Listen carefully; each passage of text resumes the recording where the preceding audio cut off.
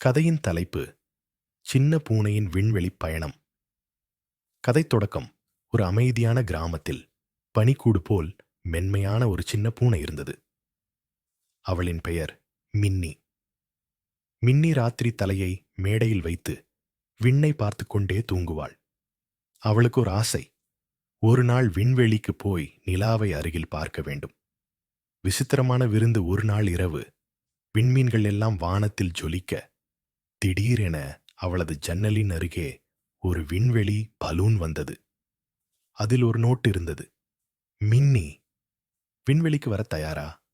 விளக்கை அணைத்து வா. விண்வெளி பயணம். மின்னி பலூனில் ஏறினாள். விண்மீன்கள் வழியாக பலூன் பறந்தது. மேகங்கள், நிலா, தூரத்து நட்சத்திரங்கள் அனைத்தும் கடந்தது. ஒரு நட்சத்திரக் கடலில் மின்னி கையில் ஒரு ஜொலிக்கும் நட்சத்திரத்தை எடுத்தாள். அது மென்மையான மெத்தை போல் இருந்தது. நிலா நகரம். பலூன் ஒரு வெண்மை நிலா நகரத்தில் இறங்கியது. அங்கே நிலா குட்டி என்ற ஒரு சந்தோஷமான சிறிய நாய் இருந்தது. அவர்கள் சந்தித்து பேசினர். ஜில்லென்று நகைச்சுவை செய்தனர். நிலாவில் பந்து விளையாட்டாடினர். நிலா குட்டி கூறியது, நிலா இரவுகள் கனவுகளை உருவாக்கும் நேரம்.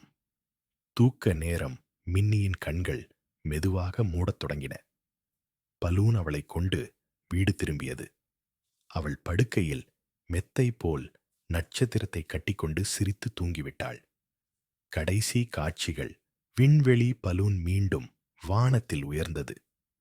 நட்சத்திரங்கள் அவளது ஜன்னலுக்கு பின்வாங்கின. விண்மீன் வடிவில் புன்னகை செய்கிற நிலா காணப்பட்டது. அவள் மென்மையாக குரலில் சொன்னாள், நன்றி நிலா, மீண்டும் கனவில் சந்திப்போம்.